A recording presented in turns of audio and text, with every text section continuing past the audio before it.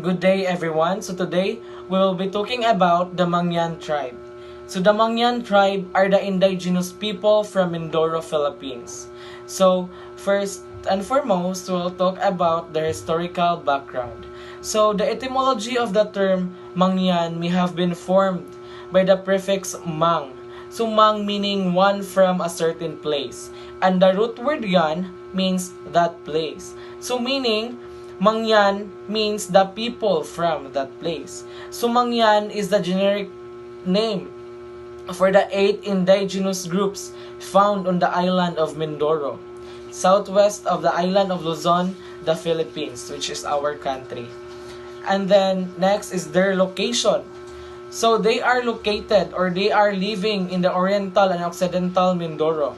So the Alangan Mangyan, an indigenous people in Oriental and Occidental Mindoro, mainly dwell at the foot of Mount Halcon according to the National Commission on Indigenous Peoples.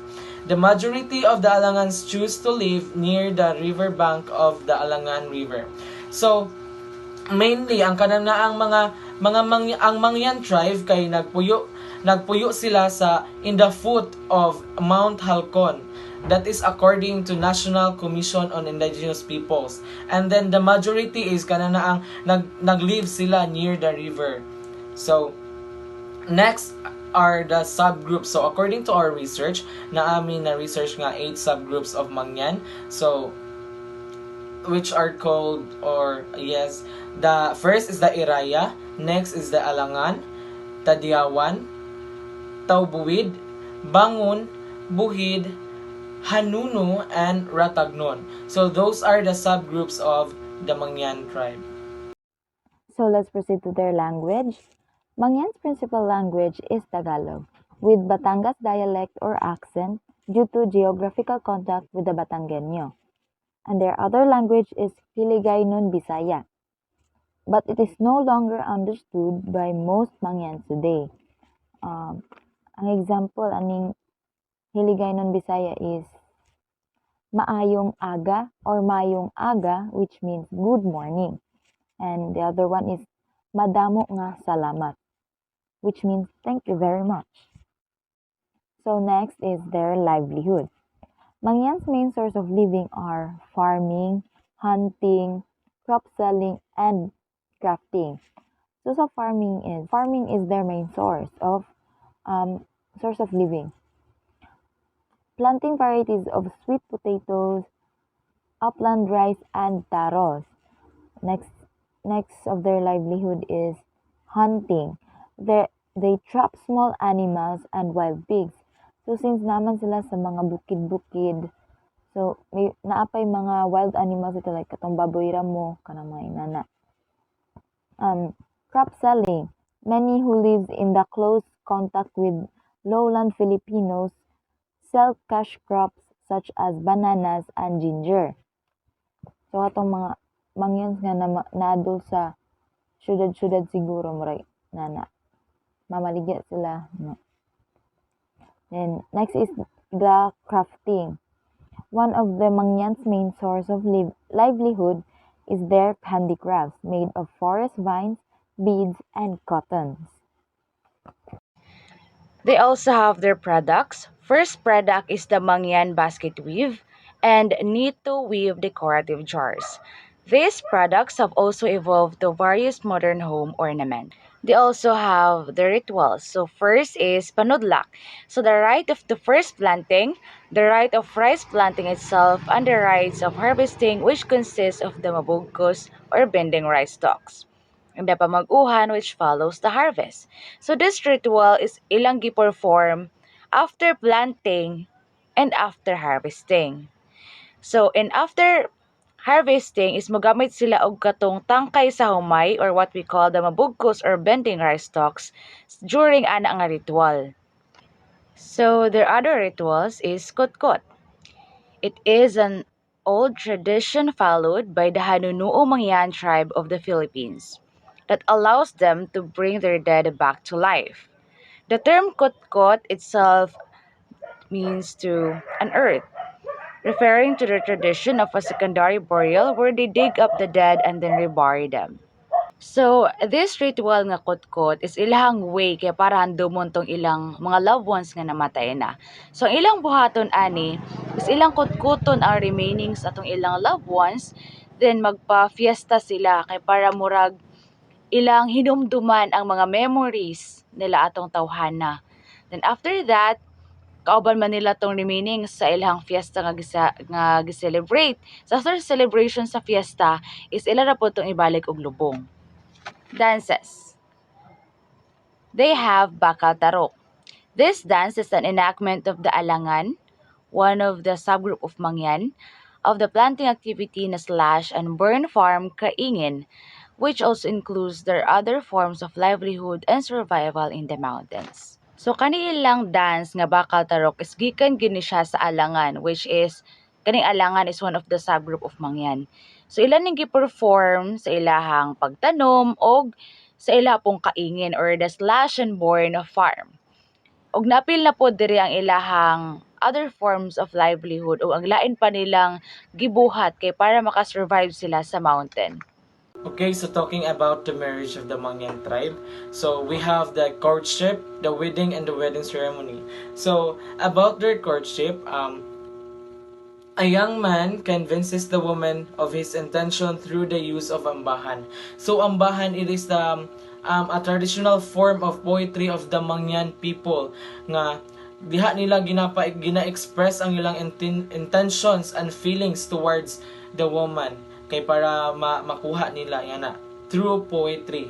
And then the next is the wedding. So women are required to marry at a very young age, at the age of 14. So required na sa kananaang Mangyan people or Mangyan tribe nga maminyo na ang kananaang women.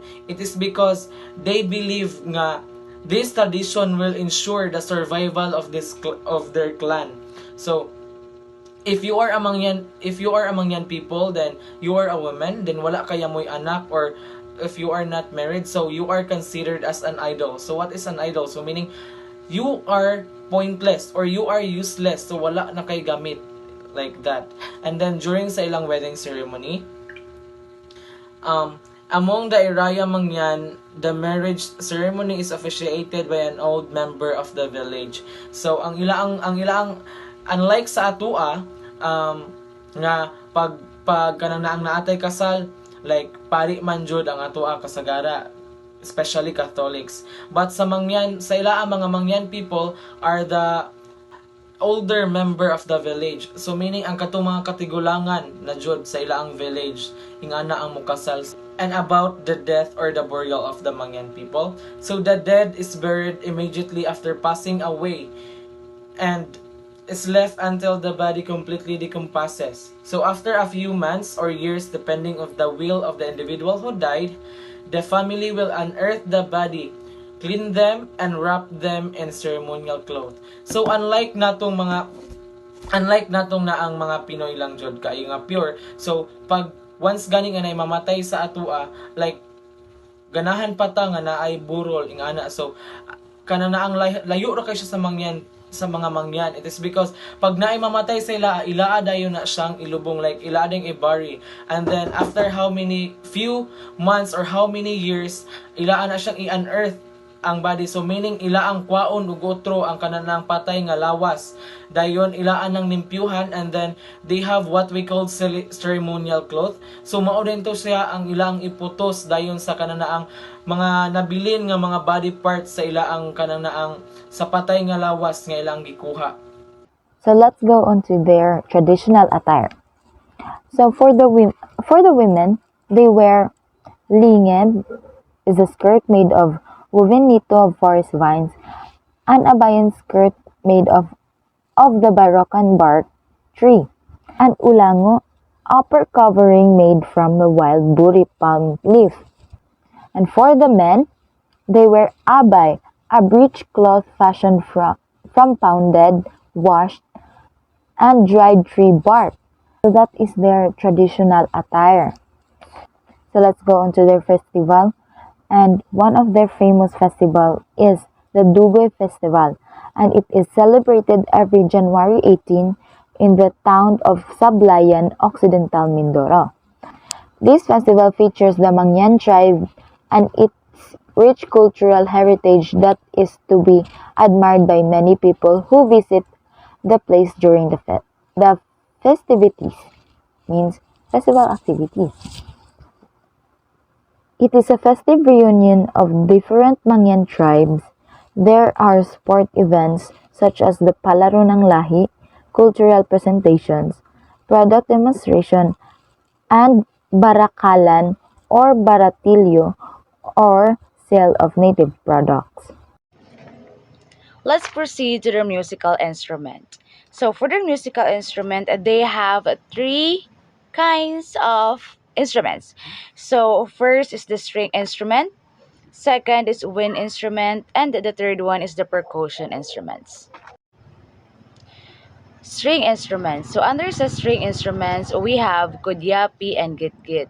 So kudyapi is a long neck string instrument nga mura siya og violin. Then, next is git-git. It's an instrument with 3 to 4 strings commonly made of sculpted wood. So, kani siya, mura po ni siya og gitar og porma. In the wind instrument, they have bangsi. It is a lamellophone that has a flappable tongue on the middle that produces sound when plucked this instrument. So, basically, it's a flute. And the last type of instrument that they have is the percussion instrument. First is kalutang. This instrument are used in many festivals and dances of Mangyan. So, ang iyang pormaan is duha ka book stick. The next is agong, a set of metal shaped like a pail with a circle in the middle. So, it's an agong, ang iyang shape is murag balde. Mangyans use these musical instruments to celebrate special occasions. So let's proceed to their foods. Since farming is one of their livelihoods, so their foods are root crops such as sweet potato, ube, kamuting kahoy, organic soybean, wild yam, and wild fruits. Tribal system. So their leaders is the elders. Since they believe that these elders are knowledgeable, ilan gitawag nga kuyay or gurangan. Then mo ni ilahang tagahusay in case nga naisamok sa ilahang tribe ug ilang kapangutan-an since again they believe that these elders are knowledgeable. Talking about the educational attainment of the Mangyan people.